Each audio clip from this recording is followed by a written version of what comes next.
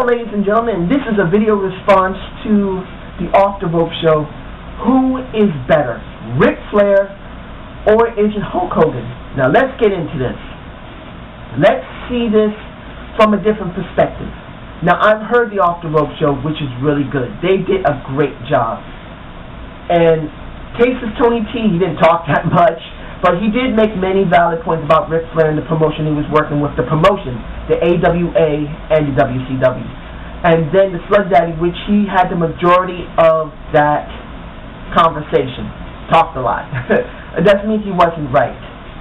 You had the WWE, or now at the time WWF. Both promotions brought those men up, and both promotions allowed those men to show their true characteristics of their abilities. Now, if I'm going to see this in a different perspective, I'm not going to go by the wrestlers' abilities alone, or how they worked their matches and their promos. I'm going to go also by the promotions, and I'll deal with that second. First, if I have to see both wrestlers honestly, they are reverse images of each other. You have Hulk Hogan. He's the type of person that worked most of the time, mid to short matches. He, in his type of in-ring performance and the way he brought the people in, was high impact, very energetic, full of suspense. Basically, he would really build up his matches, but in a short span. The 4 to 5 drops of Drew didn't really matter. The stiff elbows, or whatever you want to call it. I know he did the leg drop. I know he also did the hits. But the thing is that the way he ran his performance was basically short to mid-range. It's not long, more than 15 to 20 minutes. And there's nothing wrong with that. People loved that. As a kid, I loved Hulk Hogan. I loved a lot of other wrestlers, but I loved Hulk Hogan. He said in his promos, "Let me tell you something, brother. I just love the little Hulk Hogan, the little Hulkamaniacs." He basically talked like that. I'm not so good at it, but essentially the way he did his work, the way he did his promos, he always made it highly impactful. You could feel the energy, the suspense of what he was going to say next. And he was that type of wrestler. Now you look at Ric Flair. Ric Flair is the exact opposite. He's the type of person that worked a very long type or mid-range type of wrestling match. Also, his promos were lengthy, but they just built up to the end where you just absolutely loved them. It wasn't as highly suspenseful as you would have with Hulk Hogan. His matches were Iron Man matches. Yes, like the Slug Daddy said, I've seen the matches with him and Ricky the Dragon Steamboat. I remember some of those matches when I was a kid in the early WCW, back in the early 80s to mid-80s. I remember it. I can remember how those matches would take an hour to complete, and they look a little tedious and boring at first, but then you have to see them fight back and forth to actually get a headway. The difference in their ring work is obviously apparent.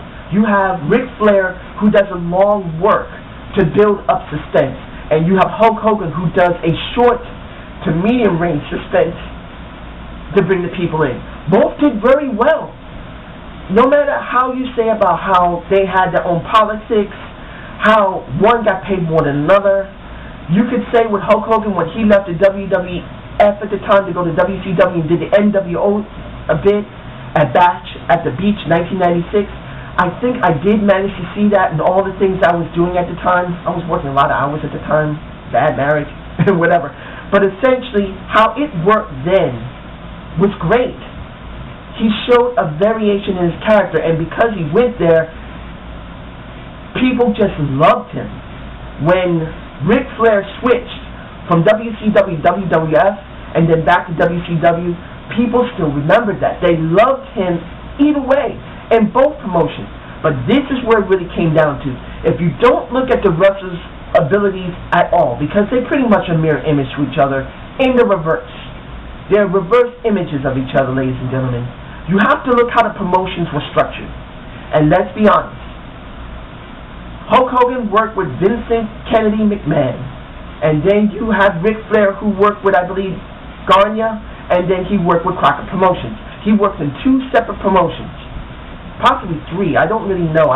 Like I said, as far as I know, from when I grew up as a kid, I remember Gagne and I remember Crockett Promotions. WWF, going from Japan, coming to the WWF was Hulk Hogan. I remember him with Classy Freddie Blassie. I remember seeing maybe 1983 or 82. Just a little. I remember seeing some old videos of him with Classy Freddie Blassie. I remember how Classy always had that scepter and whacked the hell out of people if he wanted Hulk Hogan to win before he turned face. But essentially speaking, you could see that. You can see that basically if you're going truly to find out who's truly the better wrestler, you have to look at the promotion. And with McMahon comparing to Crockett and Gagne, there's no questioning. If there was no McMahon who decided to switch from the WWF to go from a regional to an international to national promotion, there would not be no Hulk Hogan, no matter, and I say this clearly, I still love Hulk Hogan. I was a Hulkamaniac as a kid. I loved him.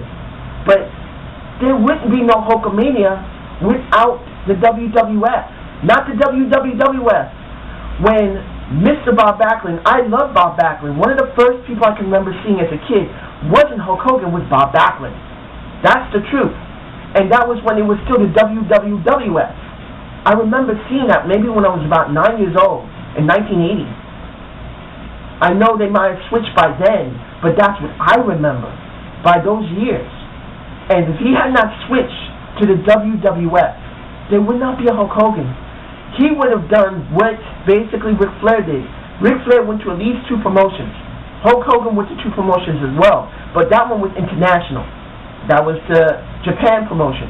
I think it was New Japan at the time, or whatever promotion they have out there. But essentially, if we're going to be honest about it, in America, you had Ric Flair who had gone to 2 promotions, and Hulk Hogan who only went to 1. And if there had not been a WWF, he would have had to travel around to different promotions, to the Mid-South region. He would have had to go to the West region. He would have gone down to Florida. He would have gone to Georgia. He would have gone to wherever he had to get work. And depending on how well those promotions work, is how well you're going to be featured, promoted, and in this case, because Vincent Kennedy McMahon took the risk to do WrestleMania for the first time, that's what we got. So if you're going to be honest about this, having a clear view of this, as Zane's view always says, I try to give a very fair, clear view of the situation. This situation, both wrestlers, they're a lot alike. They have a lot of the same stuff in mirror images of each other. They're the reverse of each other. One does a short to medium match, the other one does medium to very long matches. One does suspense in a long way, the other one does it in a short way. One gets his energy quickly, the other one gets it slow build-up. But both were sponsored by the promoters. And if you're going to be honest, Hulk Hogan's promotion was way better than the 2 that Ric Flair went to. And I love Ric Flair too. I remember seeing the 4 Horsemen when I was a kid, like I said. And I remember seeing Hulk Hogan when I was a kid too. But the one that was more shown, Hulk Hogan. It's not the point that I like Hulk Hogan more than Ric Flair. To me, they're both great. But to be honest, it makes no difference. The WWE is dominated since around the early 80s. It's been at least 30 years. And this is the reason why Hulk Hogan is famous. When he went to WCW, it wasn't just because he was that great of a wrestler and all-around performer, doing his promos, doing his in-ring work, going to see the fans and signing autographs for them. Not that. It was because he was shown the most in his promotion. His promotion is 10 times better than anyone that existed at the time. It makes no difference if you think Flair was a better wrestler than Hulk Hogan. It makes no difference. The promotions was the key. And that's my take on it. Now, if you like this video, subscribe and comment. I really hope that this is a decent view. I hope the guys at the Off the Rope Show, when they see this, they think I did a decent job. I'm only just started doing videos, and I really hope that, look, I'm hoping that I do these videos pretty well, and I hope people comment, and I hope the guys at Off the Rope Show think I did a decent job.